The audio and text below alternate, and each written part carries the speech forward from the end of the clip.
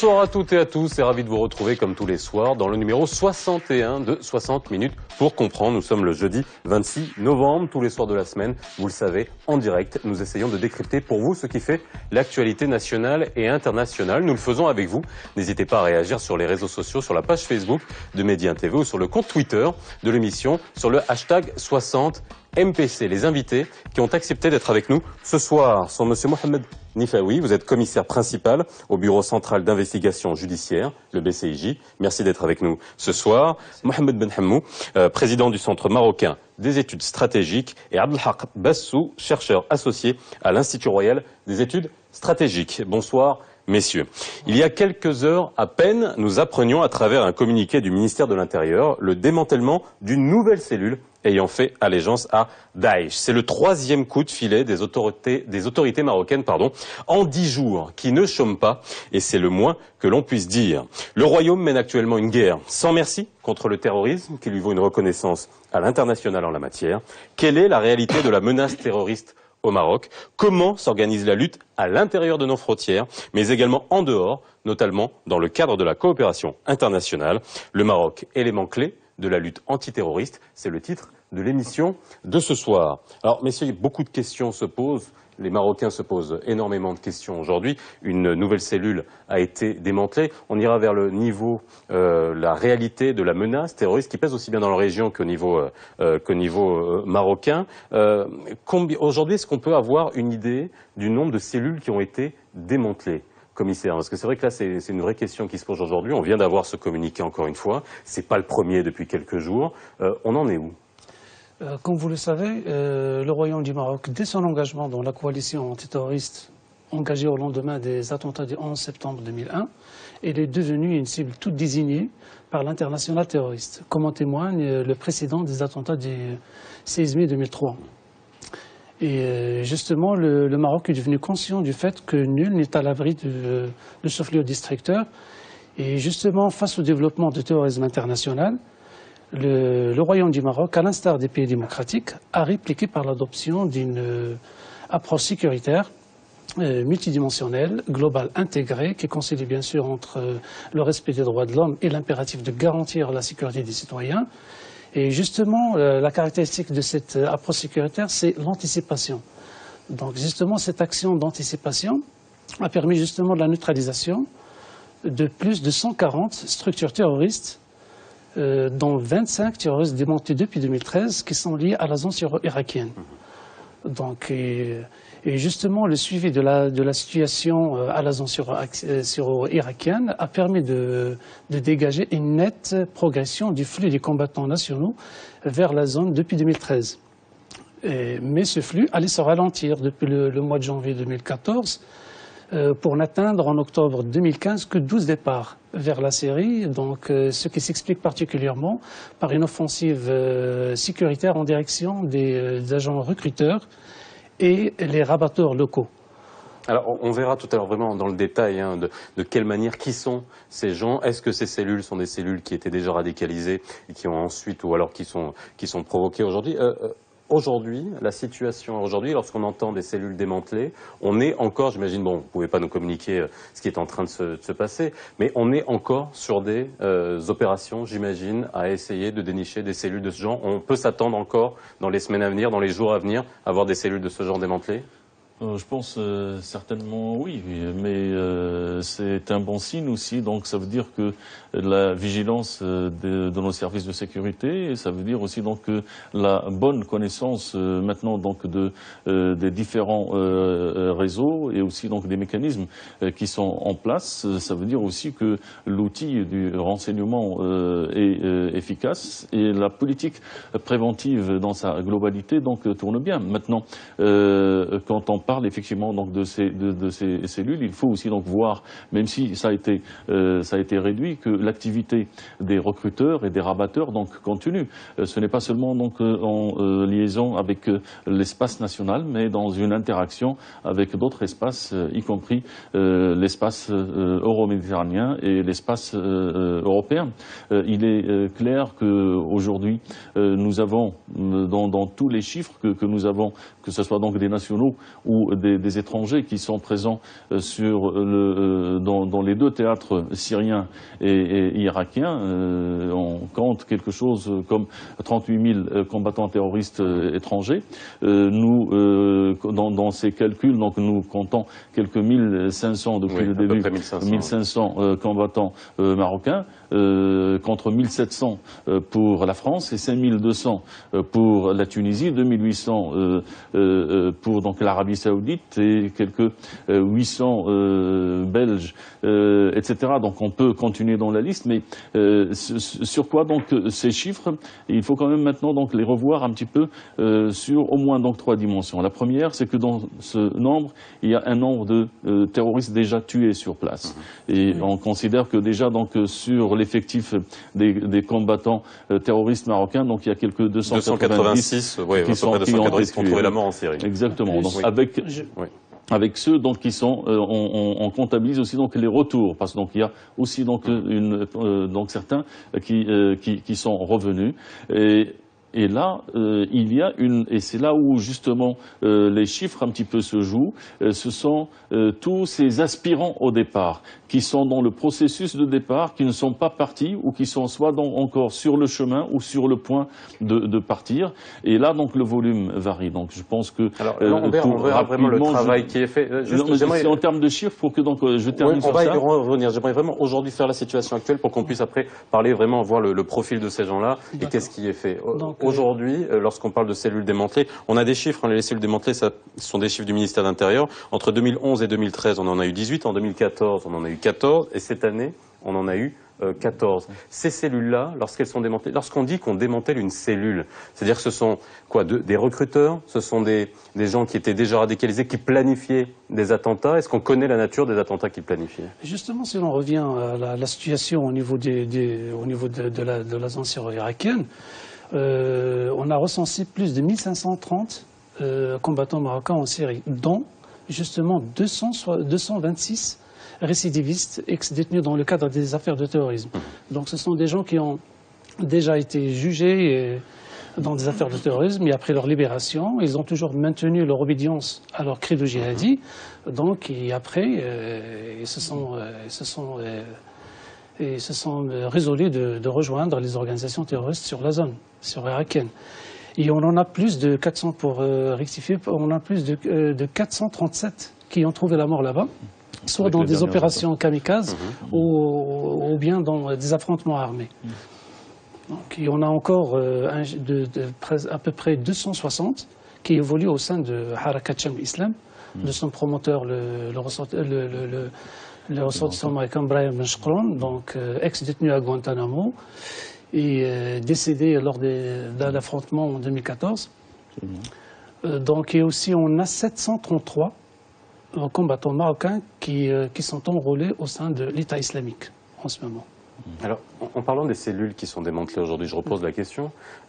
Ces cellules-là, ce sont des cellules nouvelles, ou alors ce sont des gens qui étaient déjà là, qui étaient déjà radicalisés et qui ont fait allégeance à Daesh ensuite. Oui, est-ce qu'on a une idée? Justement, comme vous le savez, la percée propagandiste de l'organisation terroriste État islamique a créé un environnement délétère qui favorise effectivement l'émergence d'acteurs terroristes en veilleuse. Et comme en témoigne à juste titre le démantèlement de plusieurs structures terroristes acquises à l'État islamique et porteurs de projets malveillants à l'intérieur du Maroc. Et il y en a qui sont des rabatteurs, il y en a qui sont des recrues. Donc ce sont des cellules composées d'un certain nombre d'islamistes. Il y en a des rabatteurs, il y en a des recrues. Mais tous, ils s'arrangent pour constituer une cellule et s'assignent un certain nombre d'objectifs à atteindre dans le royaume. Bien, moi, je crois surtout que ça peut diminuer. Donc, d'ailleurs, comme vient de le dire mon collègue, ça peut diminuer, oui, mais est-ce qu'on va en terminer? Je ne crois pas. Parce que même ces gens-là, ils sont toujours en train de créer d'autres méthodes. Donc, plus vous trouvez de méthodes pour combattre, plus ils vont encore trouver d'autres méthodes. Le deuxième point, c'est les moyens qu'ils utilisent. Donc, les moyens sociaux, les moyens médiatiques qu'ils utilisent et qui donc peuvent atteindre d'autres générations. Donc, plus vous terminez avec une génération, plus une autre génération naît. Donc d'ailleurs maintenant on parle de troisième génération de terroristes par rapport à ceux qui étaient à Al-Qaïda, donc à ceux qui étaient en Afghanistan. On est à la troisième génération. Ça veut dire que quel que soit ce que nous faisons, il y a une reproduction. Et ceci appelle donc à une vigilance permanente, à une vigilance qui doit continuer. Nous parlions du Maroc comme ayant ce leadership donc, dans la lutte contre le terrorisme, mais le Maroc doit continuer. Donc c'est un challenge, il doit maintenir cet effort, maintenir cette vigilance, conserver cette place et toujours trouver toujours mieux à faire, parce que ces gens-là, ils sont à l'affût, et à chaque fois qu'on les démantèle, ils vont se recréer. Je pense que là, c'est juste peut-être pour ajouter quelque chose à ce que mes collègues disaient à l'instant. Il faut qu'on se mette d'accord que nous sommes en train beaucoup plus de mettre la main sur les bras, sur les exécuteurs. Oui. Et le travail qui se fait, et c'est le travail qui se fait, c'est comment donc atteindre les têtes. Parce que donc là, dans cette relation, nous sommes dans une logique du vice au bras du crime. Donc les exécuteurs, ce sont donc eux qu'on est en train maintenant donc de prendre dans les filets. Et le travail de fond qui se fait, il se fait sur les têtes. Et les têtes, ce sont tous les idéologues, les sponsors, les financiers. Et donc, et c'est là donc plus tôt donc on arrive à abattre les têtes, donc mieux ça sera après. Sinon, tant que les têtes ne tombent pas, et on le sait, donc ils sont un petit peu, maintenant nous sommes face à une menace qui est diffuse, et face aussi donc à une prolifération, une atomisation, et donc il y a plusieurs donneurs d'ordre, et la difficulté, c'est de mettre la main sur eux. Ils ne sont pas malheureusement donc tous, ou heureusement, tous sur le territoire national, donc c'est pourquoi, tant qu'il y a encore cette vague, il y aura toujours donc un retour, et le travail doit être un travail donc de vigilance très permanent. Donc justement, pour répondre à la question de savoir qui sont ces gens-là, comme vous le savez maintenant, la chefferie ou le commandement de l'organisation terroriste État islamique a lancé un appel légitimement assez inconditionnel de par le monde de sévir au niveau des pays où ils évoluent. Étant incapables de gagner la scène syro-irakienne, donc ils doivent agir seuls, en loup solitaire. Et c'est justement dans ce cadre que s'inscrivent les attentats même de Paris. Donc, comme vous le savez, il y a quelques années encore, les groupuscules terroristes comptaient beaucoup sur l'organisation pour financer, pour recruter les combattants. Mais aujourd'hui, on assiste à l'émergence d'un activisme qui se caractérise par une absence d'une hiérarchie organisationnelle qui a été remplacée par un leadership idéologique. Et aussi l'émergence... Ce que vous êtes en train de me dire, c'est quoi? Il y a une autonomisation, on va dire, lâchée? C'est-à-dire que les chiens sont lâchés? Oui, c'est à peu près ça. C'est justement ce qui caractérise cet activisme, c'est le djihad global, le terrorisme à faible coût et l'émergence des loups solitaires. Donc le message est là, donc on n'a pas besoin vraiment de superviser ou de donner des instructions et tout. Donc, je crois que c'est comme pour Al-Qaïda, quand on a vu Al-Qaïda au début, ensuite on a vu naître ACPA, donc c'était Al-Qaïda à la péninsule arabique, ACMI, donc on a vu des organisations qui vont naître, qui vont prêter allégeance. La même chose est en train de se passer pour l'État islamique. Donc vous avez déjà Boko Haram qui à un certain moment a commencé à s'appeler État islamique province Afrique de l'Ouest, donc qui a pris un autre nom. Nous avons eu donc la naissance en Algérie, la naissance en Libye d'organisations qui vont prêter allégeance. Et donc, à un certain moment, vous n'avez plus un seul donneur d'ordre. Donc, vous allez avoir plusieurs donneurs d'ordre, vous allez avoir plusieurs cellules dans plusieurs pays. Il faut donc justement ajouter à cela, c'est-à-dire l'idée qui a été avancée et avant, c'est ce fait de l'État islamique. On voit entre le 2 octobre, donc entre la Turquie et le Mali, ou la Tunisie, donc on a eu 7 à 8 attentats ou séries d'attentats. Et là, l'État islamique est presque en train de lancer un message, de dire que vous venez me chercher en Syrie et en Irak, ce n'est pas seulement là que je me trouve. Et peut-être qu'on aura dans des journées, dans des semaines, dans les mois à venir, encore d'autres proliférations de ces actes et de ces actions. Donc l'État islamique est en train de dire que je ne suis pas seulement en Syrie et en Irak. Je suis une force mondiale, je suis une force qui se trouve. Alors, j'aimerais revenir sur les services de renseignement marocains dans la lutte antiterroriste qui ont été encensés au niveau européen, au niveau international. François Hollande a officiellement remercié Sa Majesté pour la coopération suite aux attentats de Paris. La Belgique, Bruxelles, la capitale de l'Europe, paralysée pendant plusieurs jours, fait appel aux services de renseignement marocains. Qu'est-ce qui fait la particularité aujourd'hui de l'efficacité des services de renseignement marocains? Je vous pose juste une question. En préparant cette émission, on a vu un peu l'organisation des services de renseignement français. Quand je la regarde, on a 13 organismes diffus au sein de la communauté du renseignement en France. C'est ce qu'on appelle la communauté du renseignement en France. Chez nous, on a le BCIJ, dont que vous représentez aujourd'hui, commissaire, la DGSN, la DST, qui est la surveillance du territoire, et les RG, qui sont les renseignements généraux. Donc on a l'impression qu'on a à l'intérieur, bien sûr, il y a des départements, mais est-ce que Il y a d'autres. Oui, il y en a d'autres, mais est-ce que c'est le caractère éparpillé, entre guillemets, ou diffus qui pose problème? Non, je pense que, vous savez, depuis les attentats du 9 septembre, du 11 septembre, pardon, du 11 septembre, 9/11, exact, du 11 septembre 2001, la communauté donc du renseignement est entrée dans une phase de transformation, parce que donc bon, nous sommes face à un concept qui a changé, le concept de l'ennemi justement donc a changé, le concept de la guerre a changé, c'est-à-dire que c'est pas la guerre qui change, donc mais c'est le type de guerre qui change, mais pas la nature de la guerre. Et nous avons aussi donc une certaine restructuration et reformulation du concept du renseignement. Ce qui fait que ce qui manquait peut-être quand on parle de dysfonctionnement avant, donc pour ces différents services, ce sont donc plutôt la coopération interservices. C'est ce qu'on quand on analyse un petit peu ce qui s'est passé en France, la faille du renseignement et la faille sécuritaire se trouvait justement dans l'absence de coopération entre les différents sous-services, les États européens au sein de l'espace Schengen.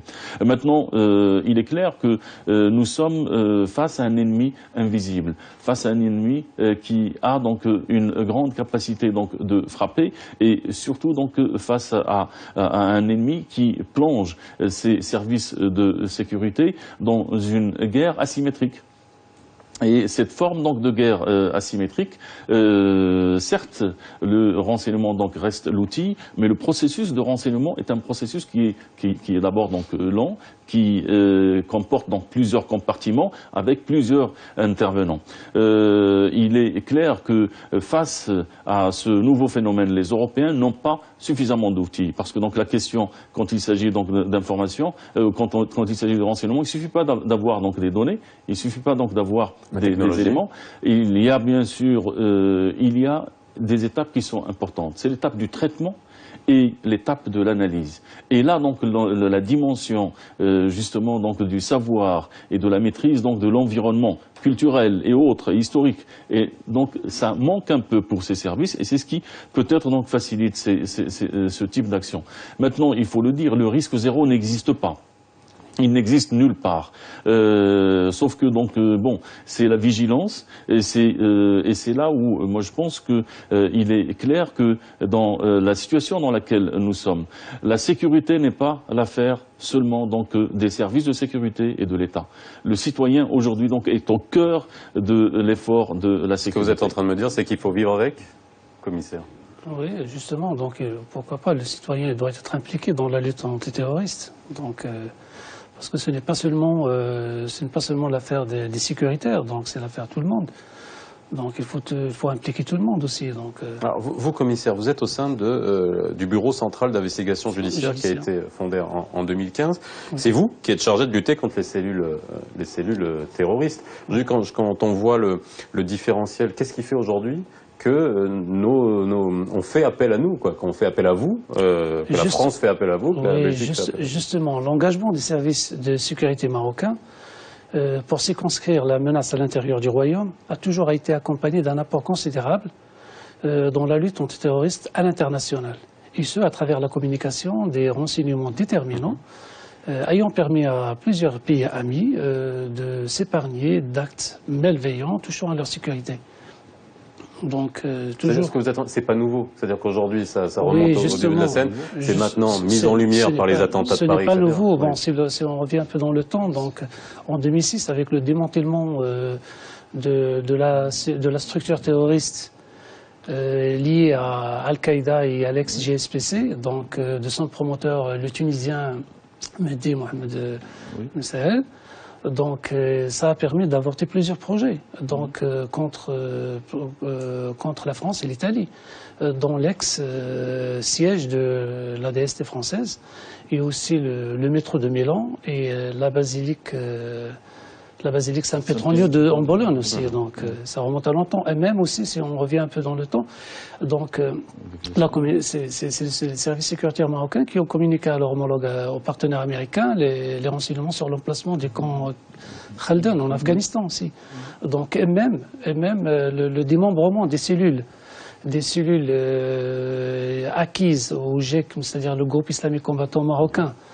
Donc, ce démembrement a permis aux autorités espagnoles, belges et françaises aussi de démonter les structures acquises à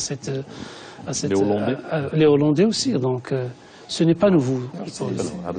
C'est juste pour dire que d'ailleurs le Maroc, d'ailleurs depuis 2001, il est engagé dans cette lutte contre le. Et la première des mesures qui a été décidée par le Maroc, c'est d'entrer pleinement dans cette coopération internationale.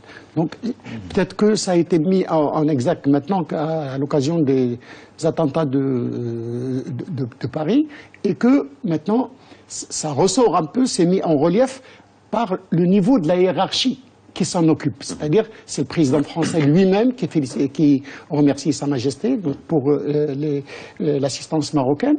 C'est le roi belge lui-même qui s'entretient avec Sa Majesté. Donc, le niveau maintenant est un peu plus élevé, et c'est ce qui met cette coopération en. Pour revenir à la question du renseignement, il est vrai que plus il y a prolifération de services, moins il y a de coordination. Il y a des difficultés de coordination. L'autre élément, c'est que actuellement, l'information va plus vite qu'il n'allait dans les temps anciens. Et que vous n'avez pas, d'ailleurs, Blahmo a mis l'accent sur la question de traitement de cette information. Cette information ne sert à rien tant qu'il n'a pas été traité, tant qu'il n'a pas été travaillé. Or maintenant, vous n'avez pas le temps de traiter une information qu'une autre est déjà sur le tapis. Donc on est un peu, si vous voulez, bousculé par la rapidité des changements qui sont en train de se produire dans ce domaine. Vous avez Al-Qaïda, juste le temps, je ne sais pas, 10, 12 ans, le temps que les gens s'habituent à ça, connaissent un peu les méthodes Al-Qaïda, que déjà on est sur l'État islamique avec un autre mode opératoire, avec d'autres manières de voir, avec notre, entre guillemets, philosophie terroriste, si l'on peut dire. Et donc c'est cette rapidité de changement également qui met un peu à mal les services de renseignement. Je pense que les services de renseignement travaillent dans un contexte qui est complexe, qui est en évolution permanente, et dans un contexte qui est incertain. Ce qui fait que, effectivement, donc bon, on peut dire que cette démultiplication donc des services peut être source d'absence d'échange ou de coopération. Ça arrive, mais je pense que c'est là où les services de sécurité marocains donc ont été forts, c'est d'avoir réussi à rendre cette coopération interservices efficace. On trouve encore dans certains pays encore donc des guerres, ce qu'on appelle donc les guerres de service, ce qui nuit au renseignement. Maintenant, le problème n'est pas l'information. Justement, le problème c'est cette inflation d'informations. Mais comment donc traiter l'information, comment l'analyser, comment arriver à la fin donc du processus du renseignement, donc avec le renseignement, pas l'information, pas la donnée ou les données qui sont collectées. Parce qu'à la base, donc, ce ne sont que des données qui sont collectées. Après, donc, bon, il passe donc à une autre phase où ces données, est-ce que donc ils vont être pris est traité donc pour qu'il soit qualifié comme information ou pas. Et après, il passe à un autre stade pour que donc l'information, comment est-ce qu'elle va être analysée pour que donc elle passe au stade donc d'un renseignement. Et après donc est-ce que donc elle est réellement donc un renseignement opérationnel, parce que même quand elle est au stade du renseignement, donc il y a des degrés. Et là donc le Maroc, il faut le dire, les services de sécurité marocains. Et je dois d'ailleurs souligner que ce ne sont pas les Marocains qui ont été les premiers à dire qu'ils ont apporté leur appui aux Français. C'est le ministre français de l'Intérieur qui l'a dit. Sans nommer l'État, puisqu'il a parlé d'un État non européen. Et là, donc, bon, on relève deux choses. D'abord, donc, dans cette question, il y a... Après, là, on tombe dans la politique, hein, vous savez. C'est pas grave, mais tout le monde sait. Tout le monde sait. À demi-mot. Maintenant, à demi-mot, et je pense que le président français, donc, il a clairement donc dit et mentionné. Maintenant, donc, quand il s'agit de renseignements, on fait toujours donc une différence entre deux types de renseignements qui, à un moment ou à un autre, doivent toujours être associés. Le renseignement donc d'une source technique, donc tout le renseignement donc, qui nous provient des satellites, des drones et tous les moyens techniques, et le renseignement de sources humaines, qui lui aussi donc est important.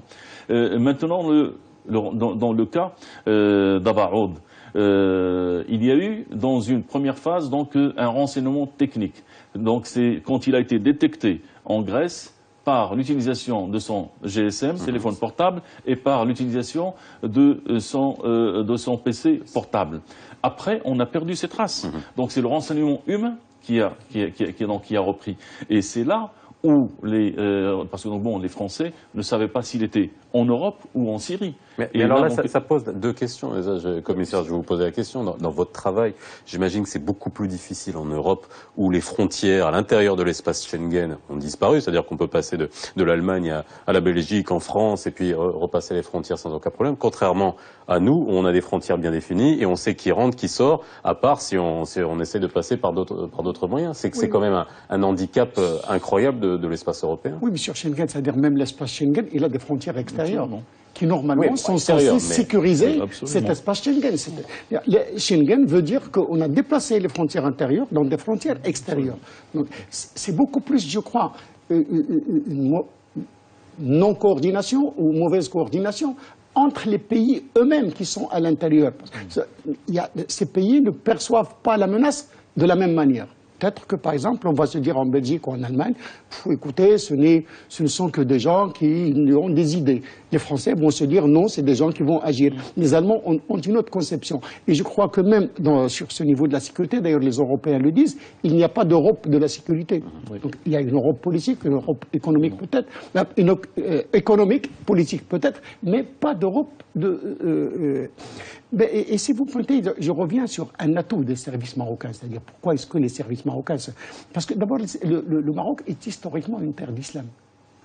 Et donc, le Maroc est le pays qui comprend le phénomène. Il a tous les instruments pour comprendre le phénomène, pour étudier le phénomène. Et ensuite, le Maroc... Excusez-moi, je vous arrête là. C'est-à-dire quoi, concrètement, que nos officiers, les autorités savent de qui il s'agit, savent à peu près comment vont réfléchir, comment vont agir ces gens-là. Non mais je pose la question parce que lorsqu'on parle de, laisse-moi juste poser la question parce que quand on parle des gens identifiés en France, ce sont des gens qui sont nés en France, soit nés en Belgique, qui ont grandi là-bas, qui n'ont pas la même culture que nos compatriotes, ceux qui sont ici. Oui. Sauf que donc justement ce qu'il est en train de dire Sibassou, et rapidement, c'est juste un exemple. Dans la culture judéo-chrétienne et la culture donc des services français, un Abaoud d'un côté et une Hasna, Aït Bouhassan de l'autre qui est sa cousine, c'est sa cousine. Ils ne peuvent pas comprendre que dans une autre culture, ce n'est pas donc une cousine, mais une cousine peut-être et plus.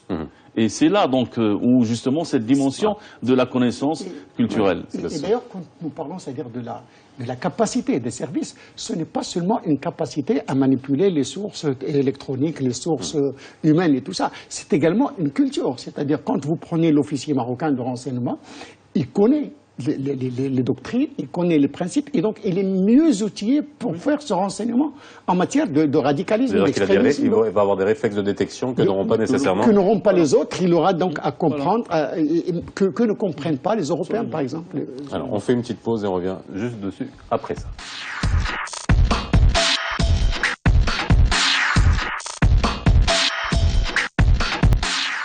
De retour dans 60 minutes pour comprendre, et on essaie justement de comprendre comment tout cela fonctionne entre les services de renseignement marocains, les autorités marocaines et les services de renseignement étrangers. Comment on fait le lien entre tout ça et pourquoi ils font appel à nous.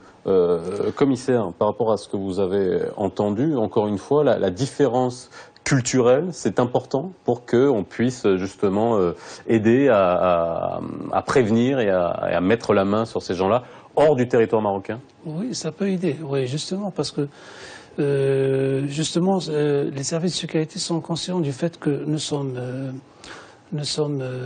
menacés par le terrorisme, donc d'un point de vue sécuritaire. Donc on renforce nos capacités, donc lorsqu'on traite des affaires et on présente des gens devant la justice, il y a toujours dans le cadre des procédures des personnes citées. Il y a des personnes citées, donc des résidus des cellules. Donc, et c'est là le fort, c'est-à-dire que toujours le travail, c'est-à-dire est continu.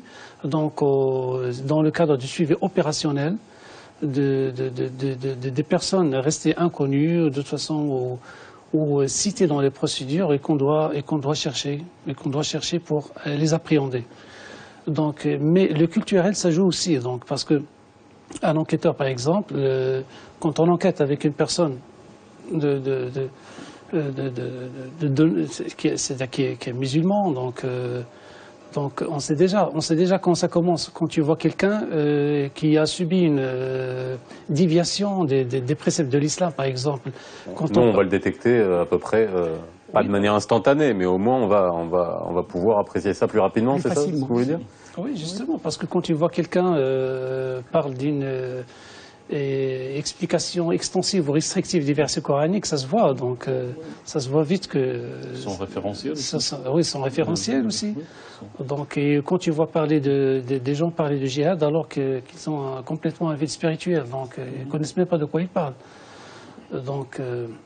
Alors aujourd'hui, je parlais des services, enfin des renseignements qui sont issus de la coopération à partir du Maroc pour envoyer des renseignements en France, mais en France même, il y a des agents qui ont été dépêchés sur place. Est-ce que aujourd'hui c'est une solution d'avoir des agents qui sont sur place? Non, moi je pense qu'il faut voir un petit peu ça dans la coopération, que ce soit donc bilatérale ou dans d'autres cadres que le Maroc a avec l'ensemble des pays.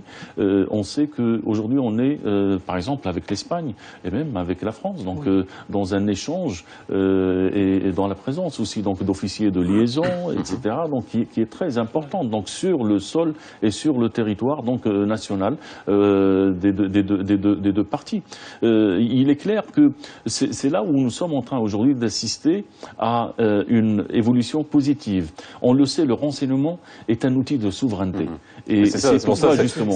On assiste à une vraie révolution, c'est-à-dire d'accueillir quand même des agents sur place. Absolument, est un outil de souveraineté. Mais la nature de la menace, la nature de l'ennemi, qui fait que donc c'est un ennemi, c'est une menace qui est globale, et un ennemi qui est global. Donc l'activité ou la réaction ou la réponse doit être globale. C'est pourquoi moi, je pense qu'il y a certes la connaissance et le savoir culturel, mais il ne faut pas donc occulter que nos services de sécurité ont tiré les bonnes leçons des attentats du 16 mai.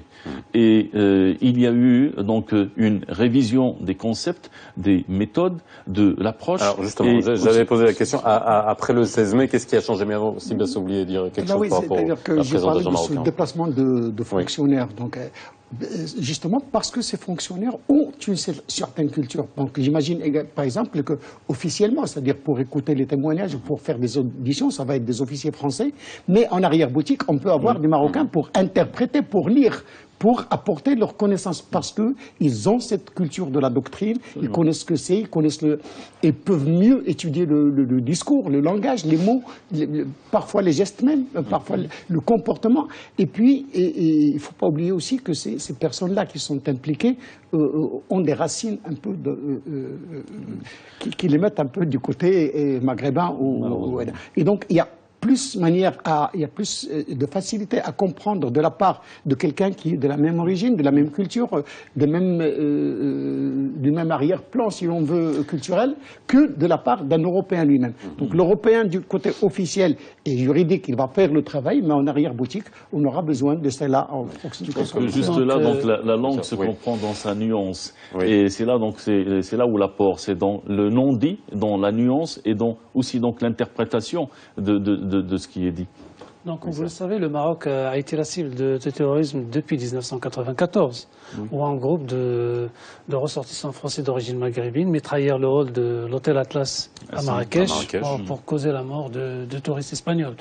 Donc, et justement, après les attentats du 16 mai 2003, le Maroc, après une batterie de mesures, commençant par le fait d'étoffer son arsenal juridique, c'est-à-dire l'approbation de la loi 0303 du 28/5/2003, justement, qui donne une classification des actes terroristes et tout.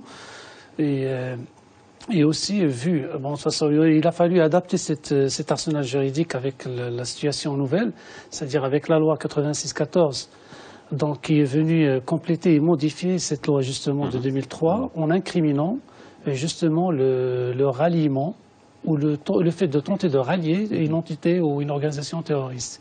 Et justement, il incrimine aussi tout embrigadement, formation, oui, et justement reçu en vue de rallier l'organisation terroriste dans un foyer de tension. Alors ça concrètement, qu'est-ce que ça donne? Il y a peut-être une chose que je voulais dire, c'est que nous avons parlé c'est-à-dire de ces agents de la sécurité marocaine, de ces services de sécurité marocaine, et la plupart du temps, nous oublions qu'ils évoluent dans un environnement de la lutte contre le terrorisme, parce qu'il n'y a pas que le côté sécuritaire. Parce qu'au Maroc, nous avons d'autres actions. Si on prend la politique marocaine contre le terrorisme, nous allons trouver d'abord des mesures économiques, l'INDH, donc l'Initiative nationale de développement humain. Nous allons trouver donc toute cette restructuration du champ religieux. Nous avons trouvé des réformes politiques donc, qui vont être là. Et ces services de renseignement, il faut les placer dans cet environnement, ce qui leur donne encore plus de poids, ce qui leur donne encore plus d'importance, plus de savoir-faire. Parce que c'est situé dans tout un environnement. Une approche intégrée. Une approche intégrée. Et c'est ça. Et quand nous prenons, c'est-à-dire le responsable sécuritaire au Maroc, il faut le prendre dans tout cet environnement. C'est un élément de tout un mécanisme. Je pense que justement, c'est là où l'apport est important, parce que donc nous ne sommes pas face juste à des pourvoyeurs d'informations ou de renseignements, nous sommes face à des professionnels de la sécurité, face à des professionnels du renseignement. Le renseignement est un métier. C'est une science, c'est un savoir. Donc ce n'est pas juste une information qu'on balance comme ça. Non, c'est un métier et il faut donc pouvoir donc maîtriser les outils, les méthodes, etc. Donc à tous les compartiments. Maintenant, c'est là donc où ce sont des services qui se sont adaptés, qui ont la technicité, qui ont l'expérience, qui ont la capacité et qui ont développé donc tous les outils pour pouvoir travailler. Il est clair que dans la situation dans laquelle se retrouvent aujourd'hui les États européens, il faut aussi donc penser à la mémoire, au passé. Et avec Abba Aoud et Salah Ismail, nous sommes dans une configuration dans laquelle on peut trouver donc des racines un petit peu lointaines dans l'histoire, et on est dans une autre affaire qui est l'affaire de Belherj et l'affaire de Ali Aras. Parti eux-mêmes du même Molenbeek, partis eux-mêmes donc de Belgique, partis eux-mêmes donc par donc une voie d'introduction d'arsenal d'armes au Maroc, de préparation donc de groupes pour donc fomenter des attaques au Maroc. Et qu'est-ce qui s'est passé à ce moment-là? À ce moment-là, donc les États européens et beaucoup de voix se sont levées pour crier le Maroc et pour parler donc des droits de l'homme et pour etc. Maintenant donc je pense qu'il est clair que Abaoud, Salah Ismail ont suivi la même voie, le même chemin. Je pense que ce que nous sommes en train de gagner aujourd'hui, c'est que donc de l'autre côté de la Méditerranée, il y a une conscience collective qui est en train d'être prise. Et que finalement, donc, ceux qu'on indexait hier, et qu'on taxait hier de non-respect des droits de l'homme, et qu'on indexait hier, ils avaient raison. Il est clair que malheureusement, donc, il a fallu des actes criminels et barbares, donc, avec cette gravité qu'on a vue, pour que donc les États européens prennent connaissance de cette réalité. Justement, en complément de ce qu'a dit M. Mahmoud, donc le Molenbeek, le quartier Molenbeek, c'est un vivier de grande criminalité. Donc, c'était connu depuis longtemps. Oui. C'est pas nouveau, ça non plus. Exactement, on foisonne toutes les formes de criminalité. Et la Belgique est apparue de manière récurrente, on dirait comme un havre de trafic d'armes. Donc, et dont les répercussions ne cessent de prendre de l'ampleur. On jugeait par les armes saisies dans le cas des destructeurs terroristes, de Abdelkader Blaïj aussi, de Harakat al-Moujahidine du Maghreb, avec la complicité du belgo-marocain aussi, Al Arras, en détention au Maroc. Donc ça a été toujours comme ça. Donc, justement, c'est ça. Donc, ce qui n'est pas le cas sinon. Donc, justement, quand on parle du port d'armes, donc. Alors justement, oui, ça c'est une vraie question. Les armes qui viennent des Balkans et qui arrivent en Europe sont là aussi un véritable problème. Oui, les armes, il a parlé de Molenbeek, vous avez dit que c'était connu, qu'on le connaissait et tout ça, mais c'est donc entre Français et Belges que ça n'a pas fonctionné, que ça n'a pas marché. Puis on voit la France attaquée par des gens qui viennent d'un quartier à Bruxelles. D'ailleurs, ça rappelle un peu la situation au Maroc avec le quartier principal à Sbizza, qui est un peu le Molenbeek de Sbizza. Mais il y a cette coopération maroco-espagnole qui a un peu mis dans son... Et je crois que je parle d'ailleurs sous contrôle de mon ami, certaines cellules ont été démantelées en collaboration entre la police espagnole et le Maroc. Et on a évité des carnages. Absolument. Parce qu'il y a cette coopération. C'est ce que je voulais dire à propos de Molenbeek. Donc il y a un parallèle à faire avec cette question de... Mais alors ça pose... Parce que c'est là où, pour juste ajouter un petit point rapidement, tous ces gens-là, ils sont fichés. Il y a des fiches. Et, sauf que comment donc ces fiches sont lues en Belgique et en France, donc ce n'est pas donc de la même manière. Ce qui fait que le signalement, donc ce sont des fiches qui contiennent donc un certain nombre d'informations. Mais cet objectif dans cette fiche, peut-être donc en Belgique n'est pas considéré à ce moment, donc à ce temps T, qu'il est dangereux, alors que de l'autre côté donc de la frontière, il l'est. C'est pourquoi donc il faut d'ailleurs voir. C'est une opération qui a été préparée et fomentée de longue date, et elle a été bien étudiée. Ces gens-là savaient pourquoi. Ils devaient donc tout organiser et tout préparer en Belgique pour rester justement donc loin des yeux et des radars français et n'arriver en France que pour exécuter. Tout ce qui était donc préparé en avance en France, c'était le soutien et la logistique. Les armes, on en trouve partout malheureusement. Vous savez donc rien que le pillage opéré à la fin des années 90 en Albanie, c'est plus de 230 000 AK-47 disparus. Il y a encore 2 ans, l'AK-47 était vendu sur le territoire, acheminé en France, vendu à 2000 euros. Il y a un an, il est passé à 1500. Maintenant, donc il est beaucoup moins que 900, 800, 900 euros. C'est là où nous sommes dans la logique de l'ennemi intérieur. le homegrown terrorism. Et cet ennemi donc intérieur, il n'a plus besoin de rien de l'extérieur. Il a les armes, il a les combattants, il a les moyens financiers. Il y a beaucoup de mobilité. Il y a beaucoup de mobilité. Et donc, ce trafic d'armes, supposons, c'est-à-dire que sur 1000 opérations, il y en a 4 qui réussissent, ces 4 sont suffisants pour faire un carnage comme celui qu'il y a à Paris. À propos d'ailleurs de cette mobilité, je voyais sur une carte le trajet, c'est-à-dire un peu le trajet de Ali Khazan, donc celui qui allait de Ayoub Khazani, donc celui qui allait sur le Thalys. Oh, quelqu'un qui est né en 89 à Tétouan, qu'on trouve en 2007 à Madrid, en 2013 il chôme à Algeciras, en 2014 il est à Saint-Denis.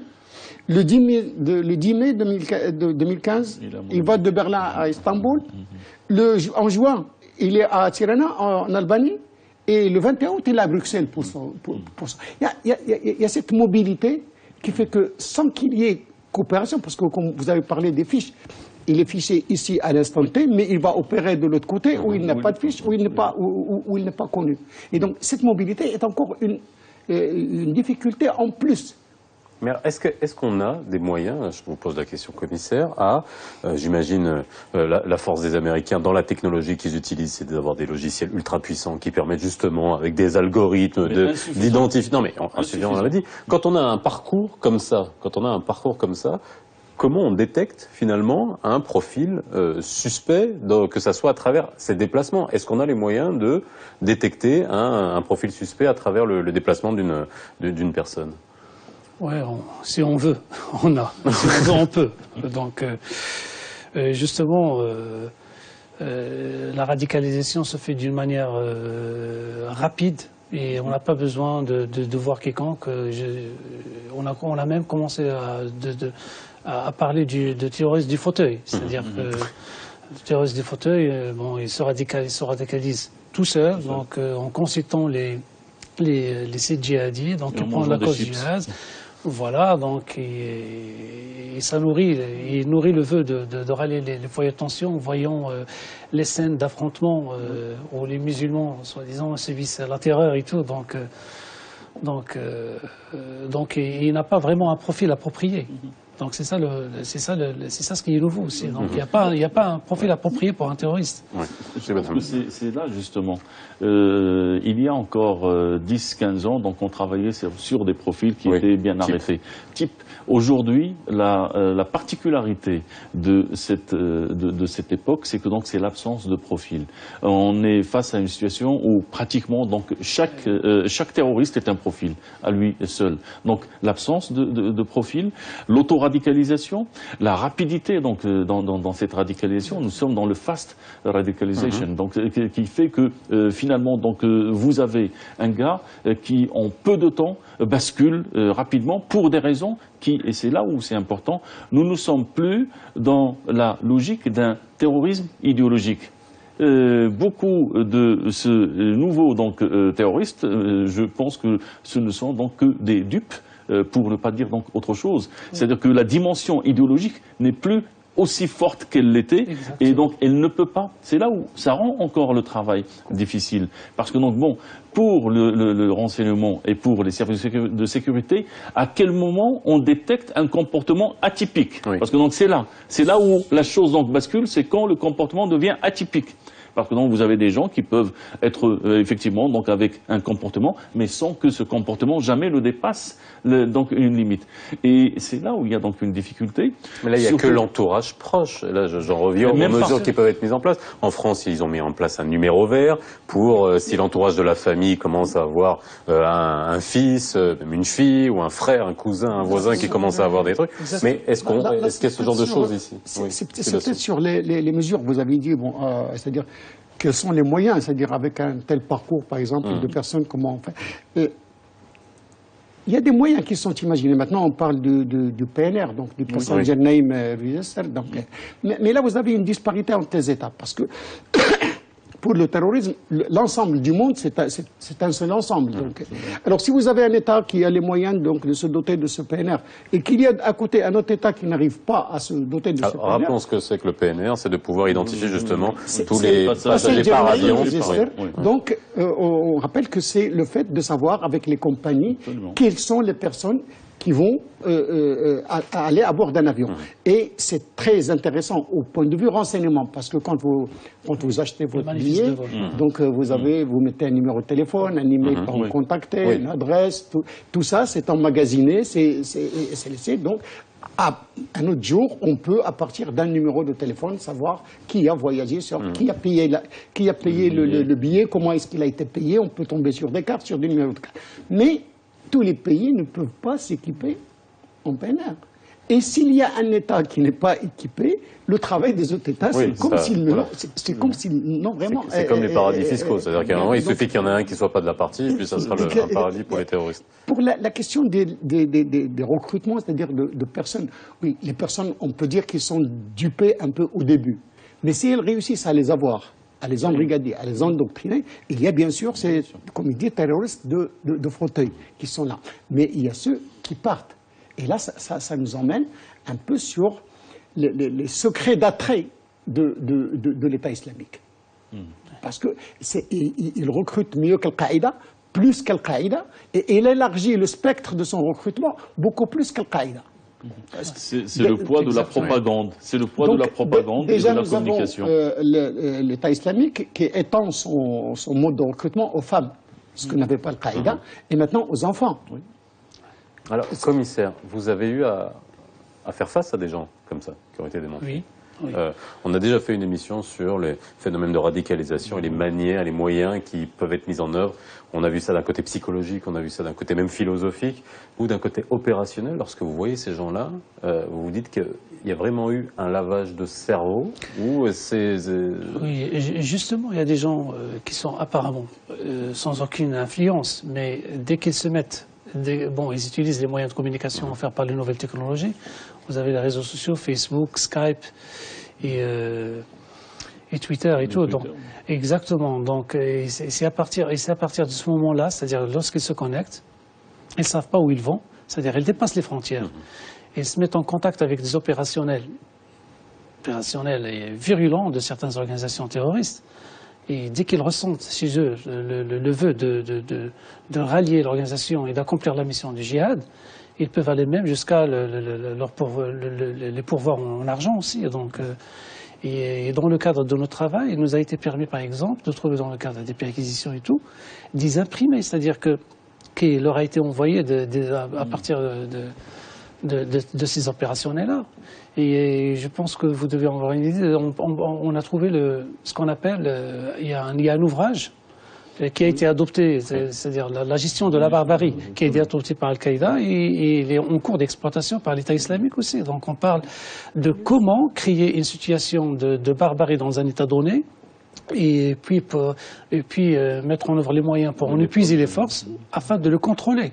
Donc ce sont des gens qui transmettent leur idéologie. Une vraie doctrine posée, édictée, réfléchie. Nous sommes là aujourd'hui, il y a une évolution, ce que justement mes collègues disaient. Donc il y a une évolution. Avec cette organisation Baghdadi dite État islamique, nous sommes dans une nouvelle phase. Que ce soit sur le plan de l'organisation, il y a une mutation, que ce soit donc sur le plan donc des structures, que ce soit sur le plan des méthodes, même de recrutement. Parce que donc il faut aussi, donc c'est là pour comprendre ce qui se passe maintenant et ce qui va se passer malheureusement dans un avenir encore proche. C'est que l'organisation d'Al-Baghdadi, quand elle recrutait il y a 3 ans, tous ceux qui venaient d'Europe et les autres exigeaient que le nouveau recrue qu'il cooptait et recrutait 5 proches, soit de sa famille ou des amis.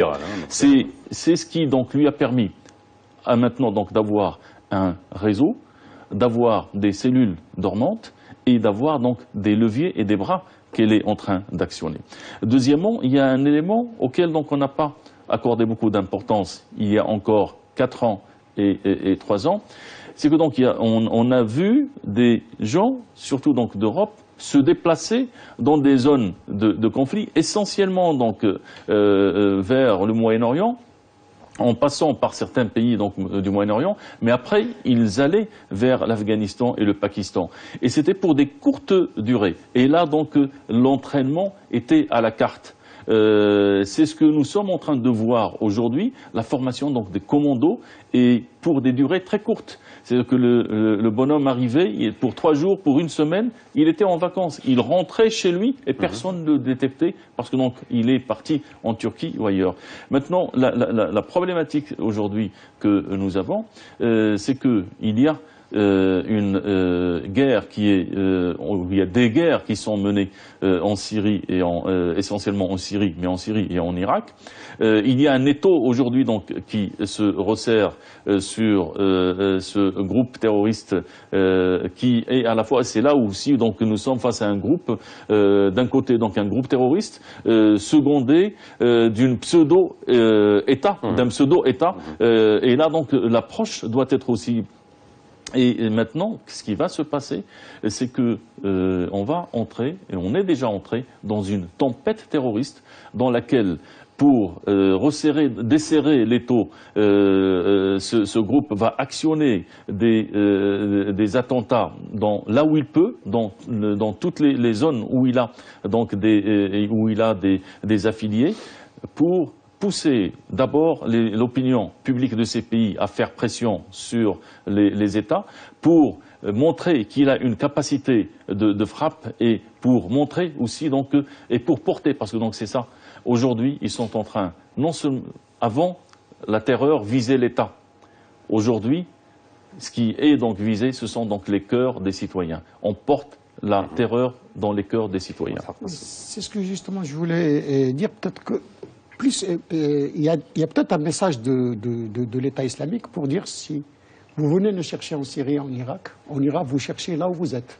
C'est-à-dire, c'est un message. C'est clairement le message qui était mené de manière claire. Mais peut-être que l'État islamique est en train de se préparer à l'après-Iran et l'après-Irak. Oui.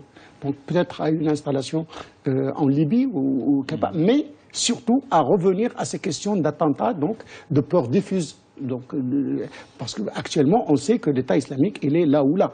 Peut-être que s'il n'est plus en Syrie ou en Irak, on ne saura plus où est-ce qu'il va être.